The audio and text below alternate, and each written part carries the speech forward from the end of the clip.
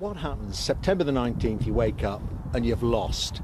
We know that this is the anniversary of Bannockburn. Will it be try again? It's not over for you, is it? Well, actually, Bruce tried 7 times. It's the story of the spider. But I was intending to win this time. So we're going to have a hypothesis. Let's do it on the basis of winning. But one of the things that will happen, the referendum takes place just before the Ryder Cup. So I hope and believe that I'll be able to come to the Ryder Cup and enjoy the golf with the referendum campaign and over and with a satisfactory result. So that will add to the luster. But incidentally, there was absolutely no way. I'm not saying this is what determined the choice of date, but I was going to have the Ryder Cup in the middle of the referendum campaign because I want to be here like everybody else. But with the Yes campaign a long way behind in the polls, does the First Minister really think he can turn it around? Opinion polls tend to ask people, how are you going to vote tomorrow? Yeah. And people answer on that basis. But this referendum's not tomorrow, this referendum's in September. And therefore the campaign you fight to win this referendum is one that engages people, certainly in terms of providing a platform for the white paper, but that engagement is going to culminate in September. That's the point to be in front, not now. But everyone thinks you've got something up your sleeve. I mean, even if you had, you wouldn't tell me, I know that. But everyone thinks you've got something... Well, that's the definition of having things up your sleeve, isn't it? Exactly. That you're going to produce something. They say, Alex Salmond, he is a formidable political operator. He must have something there. He's going to produce something that's really going to amaze us and really push his campaign forward. Well, I've got absolutely no doubt there'll be a range of amazements over the next 8 months or so. And if those amazements deliver victory for the Yes campaign, what does it mean for the rest of the UK?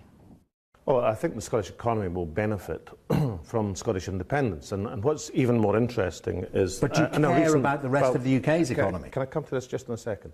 What I was going to say was interesting about recent developments is the so-called Borderland Initiative, which is basically an initiative of the North of England councils who are looking at the political developments in Scotland. And instead of seeing a threat, they're seeing an opportunity. They want closer relationships with Scotland in terms of transport infrastructure, for example. And the reason for that, of course, is they see the power centre moving north as a potential benefit in counterbalancing the huge gravitational pull of London, which has such an influence and in many ways damages the economy of the regions of England even more than it damages the economy and so of therefore Scotland. Could lead to demands, I know they've been discussed in the past, demands for regional councils, regional devolution. Would you, again, care, or would you hope to set off that kind of chain of events? Well, it's not for me to intervene in English affairs, but if you want a commentary, I mean, if I were a politician in the north of England, I'd be campaigning avidly for more economic and political power for that area. And of course the Borderlands Initiative is a very significant new development because in the past, back in the 70s, people in the north of England, or at least politicians, often saw movement forward in Scotland as a threat. That initiative, encompassing the councils of the north of England and the universities, now see it as an opportunity, and that's the way I think we should increase. But if you were in Cornwall or Wales, would you also campaign for those kind of extra powers? Well, I would, but it's not for me to decide. It's for the people in these areas of England to decide, and of course it's for the people of Wales to decide. Of course, we've had a long-standing alliance with our sister party, Plaid Cymru.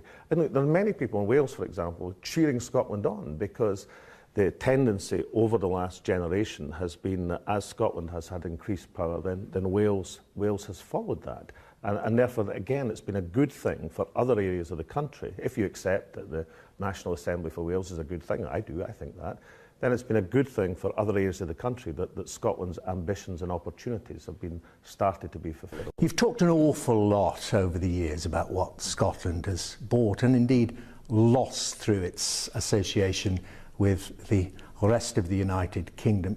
Is it all been one-way traffic in your book, or has Scotland gained in any areas for being part of the United Kingdom?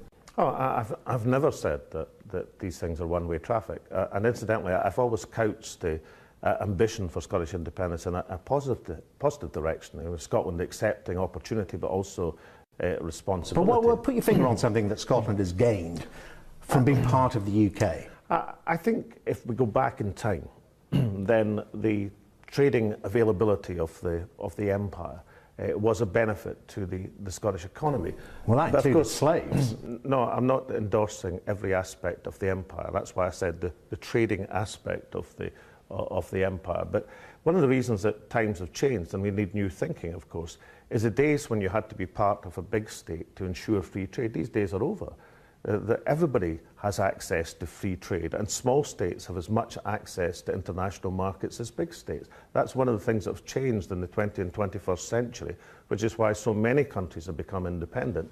I mean, you know, I've heard today, we've heard before, and you are reassuring Scottish people that a lot of things won't change. You'll still be able to see EastEnders, you'll still be able to play the national lottery, you'll be able to drive across the border without any checks. So many things will stay the same. Doesn't that really undermine the proposition? Aren't people going to say, well, why do we need independence? Things are going to stay the same. Let's keep it that way. Well, let's take broadcasting and let's say what will change. What will change is we'll have, in addition to be able to share services and watch programmes that we love, we'll have a Scottish Broadcasting Corporation, a publicly funded broadcasting corporation of Scotland, which will make sure we've got the full ambit of Scottish coverage, as well as being able to enjoy coverage from the BBC and indeed the rest of the world. That exactly points out the advantages of independence, that you lose nothing, but you gain that particular Scottish dimension to provide an overall balance for the coverage.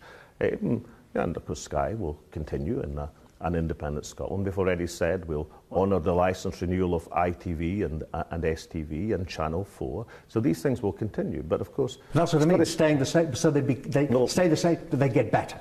Well, what's better is we'll have a publicly funded broadcaster, which we don't have in Scotland at the present moment. BBC Scotland only contributes a few hours to output in a 24-hour period. Instead of that, we'll have a Scottish Broadcasting Corporation with dedicated Scottish channels, which will look at international and national and UK news from a Scottish perspective. I mean, Scotland is not a county or a district or a region. I mean, Scotland's a country, not a county, it's a nation.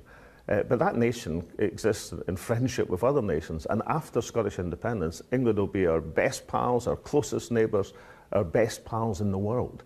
That's as it should be. But that doesn't nullify or attack the case for Scottish independence. On the contrary, interdependence in the modern world strengthens the case. I've got a last question about, I suppose, the man that really started all this, Tony Blair, devolution. We now end up with independence. I would give Tony Blair the credit for starting all of this. I want to ask you about Tony Blair, because in an independent Scotland, should he be worried? Because you tried to get him impeached at one point. I mean, would you try to have him arrested if he came to an independent Scotland and you were Prime Minister? Yeah, he was very worried when I was trying to get him impeached and somewhat annoyed. And, you know, I take it very lightly. It was a very serious issue because I think there were huge questions to answer in terms of his role in the illegal war in Iraq, questions which still haven't been answered. And I note, incidentally, that a waiter tried to effect a citizen's arrest on Mr. Blair quite recently. But no, I mean, I think the basis and how we should pursue the investigation into the war in Iraq is to allow the inquiry which has been set up to take its course. And I'm very hopeful, because people are obviously anxious to see the results of that inquiry, as indeed I am, and I hope they can be presented and go forward on that basis. But I think that's a sensible thing to do. I mean, but you know, could it reach a situation that, you know, a Pinochet situation? You remember when Pinochet came to the UK, the late General Pinochet of Chile was arrested and held under house arrest. Well, incidentally, insofar as you need the powers to do that, we have these powers at the present moment. We have a separate legal system. So Tony Blair's vulnerability to a citizen's arrest in Scotland will not change with Scottish independence.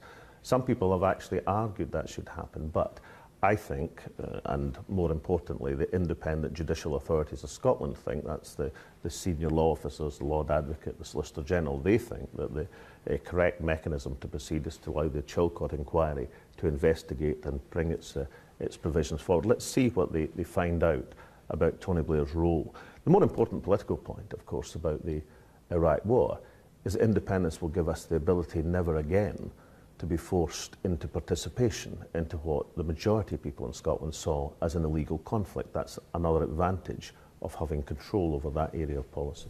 First Minister, thank you very much indeed. Great pleasure, thank you.